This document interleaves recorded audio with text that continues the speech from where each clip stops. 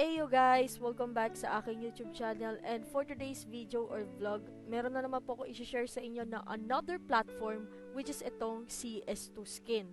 So, alamin natin guys yung pwede nating malamang information about this specific platform.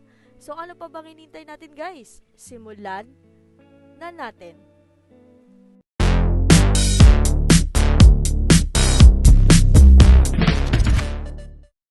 So guys, ito yung kanilang official website. As you can see, nakalagay dito, built for players by players. So meron dito silang mga laro na pwede nating i-try mamaya, no? So paano nga bang magsimula or how to get started here on CS2 Skin? First, you need to sign up. Please click the official link on the specific description below. So, i-check nyo lang naman yan guys kung gusto nyo makita yung official website nila. Ayan, nasa description box ko below na po. Then, once na nakita nyo na po yung website, nasa inyo na lang guys kung gusto nyo mag-sign up. So, click sign up. So, lalagay nyo lang dito yung username nyo, preferred email address, password, or pwede kayo mag-login using Steam, Google, or Discord. Okay? And once done, click register. So, if you want guys, pwede nyo gamitin yung aking referral code. Ayan, makikita nyo naman sa screen, or pwede nyo tignan sa description box ko below if you want to support this channel naman po. Okay? So, thank you in advance if ever na gagamitin nyo yung code ko. So guys, once na nakapag-login na po tayo, so paano nga ba mag-deposit dito sa CS2 Skin? So, click nyo lang dito sa upper right side yung deposit. Ayan. Then, once na deposit kayo dito, may pwede kayong pamili kung Bitcoin, Ethereum, Solana, USDC, USDT, etc. No? Marami silang available na cryptocurrency deposit dito. Then, if you want fiat, meron naman sila dito like Apple Pay, Google Pay, or PayPal. Or, marami pang available dito na pwede nyo makita kung ano yung pwede sa inyo, no? So, ayan. So, since nag-deposit ako, try naman natin guys yung pwede nating mga games dito sa CS2 Skill. Like this one, may cases sila dito. So, may, ano ba tong mga cases na to? May mga box dito na pwede nyo i-unlock. Ito yung mga presyo guys, makikita nyo. Para siyang ano no, mga NFT item din. So, pipili lang kayo dyan kung preferred nyo na gagamitin nyo. Then, ano pa yung mga games sila? Meron din sila dito case battle. So, dito, pwede tayo mag-try to. Create battle tayo. So, dito, may solo team, 1v1, 3 player, 4 player, 6 player. May fast speed sila to skip animation, jackpot, equality, madness, and private. So, add case tayo. Pag dito sa add case, mamimili tayo, no? So, try natin 0 to 10. So, pinakamababa nila dito, guys, is 9.81, no? So, tingnan natin kung pwede natin i-try. Mamimili muna ako, guys. So, meron din sila ditong 2. Ayan, may mga 2 din sila. So, start muna tayo sa pinaka-lowest, no? Okay. Yung easy peasy. Okay. Add tayo mga 3 nito. Okay. Or gawin na natin 4. Done. So, ayan, may easy peasy na tayo. Tapos, start battle natin. So, ayan, makikita natin, waiting players. So, pwede rin kayo mag-call all bots. Depende sa inyo kung gusto nyo mag-call ng bots. Sige, try natin para mas mabilis. Ayan, naka-ready na siya. So, tingnan natin kung ano gagawin natin, ha. Okay.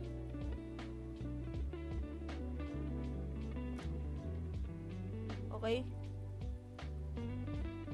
So, meron siyang spin, no, guys. Makikita nyo naman, 0.0.2. So, ito, guys, nakikita nyo yung napapanalo natin sa baba. Parang, para siyang labanan ng icons na di mo mawari kung ano yung mas mataas na, ano eh. So, nanalo tayo ng 0.16.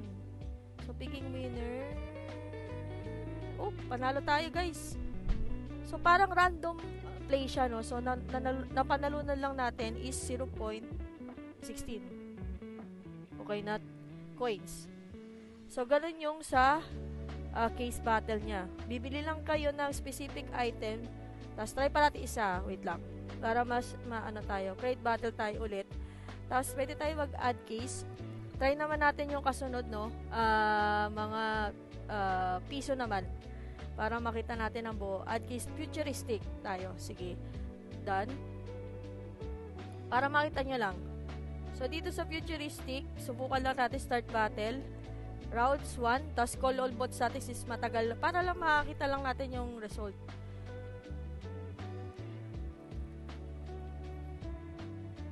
Okay.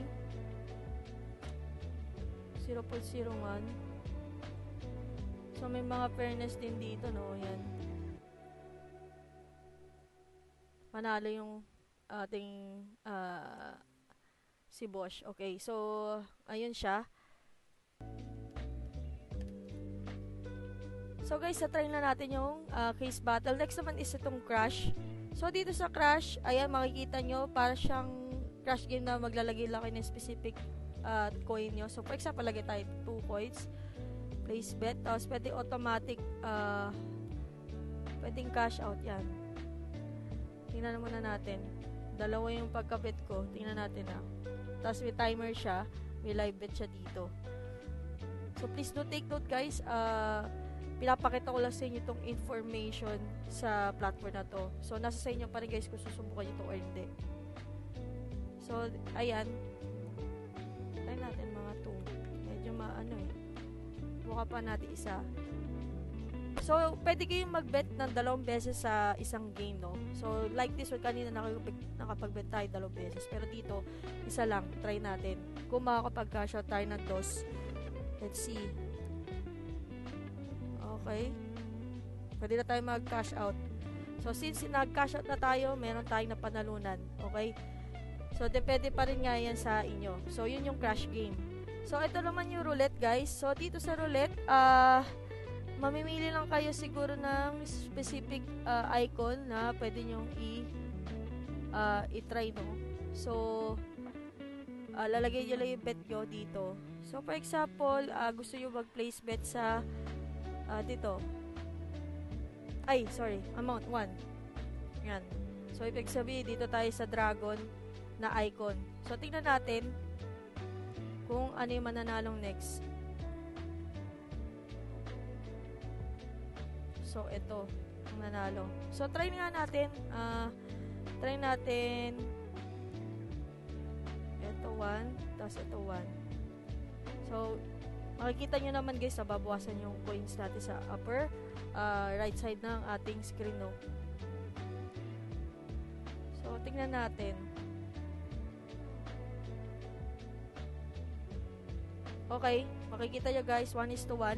Nanalo tayo ng 2. Parang nabawi lang yung kanina nating tinaya, no? So, yung natitira dito is yung cases. Gaya na sinabi ko nga dito, pwede kayong mamili kung anong case yung gusto nyo. So, pwede nyo yan piliin. For example, to Neon Jackpot, One Shot Dream, or Fever. Depende sa inyo, guys. So, try lang natin itong,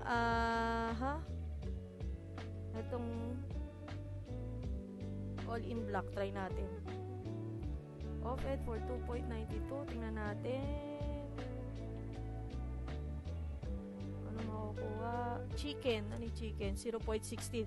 So, doon sa cases na makukuha nyo guys, na dito yung equivalent. So, pag nakakuha kayo ng Stat Track Karambit, equivalent siya sa 754. Ayan, may Talon Knight, Fleet Knight, M4A1. Ito, may mga Colonels, Music Kit, XM1014, Sealed Graffiti, and Charm. So, pinakabababa yung nakuha natin, no? So, try pa natin isa. Isa lang. Okay, medyo tumaas. Nakakuha tayo ng 6.21. So, ayun. Ang lahat ng games dito sa CS2 skin, no? So, kung gusto nyo subukan, guys, please check my official link sa description box below. Pwede nyo tingnan yung official page nila if you want to check or if you want to try it, guys. Nasa sa inyo yan, okay? So, yun lamang po. Meron sila din dito mga sports, no? Kung makikita nyo. Doon yung sa games sila. Ito naman sa sports sila. So, may mga sports sila dito. Meron silang Counter-Strike, Valorant, League of Legends, soccer, etc. Marami sila dito. So, nasa inyo yan kung gusto nyo itong subukan. No? So, pwede kayong mag-try, for example, League of Legends. Dahil naglalaro ko League of Legends. So, try lang natin. 1.82. Ayan, mababawasan ng ayan. 5 pa lang pinaka-minimum dito. So, tingnan natin guys later on. Pero, ayan yung sa sports sila. So, may marketplace din sila dito. So, meron silang sports club, Pandora's Box, ayan, etc. No? Makikita nyo. Then, pwede kayo mag-trade din dito ng mga items. Then, rewards. So, may mga weekly race sila kung saan pwede kayong makakuha ng cases na pwede kayong manalo. So, may instant claim tayo. Ayan, 0.07. So, may nakalock dito, daily cases, etc. daw. So, nasa sa inyo din yan, guys, kung gusto nyo check tong sa rewards. So may 5,000 tokens sila na reward every week. Ayan, makikita nyo sa screen. So, ayun guys, yung halos yung aking video information about sa CS2 skin. Sana nagustuhan nyo tong video na to. Kung hindi ka pa nagsasubscribe sa YouTube channel ko, make sure to subscribe and hit the notification bell. Thank you guys for watching and see you next time. Goodbye and good vibes. Bye guys, see ya. Bye bye, stay safe everyone.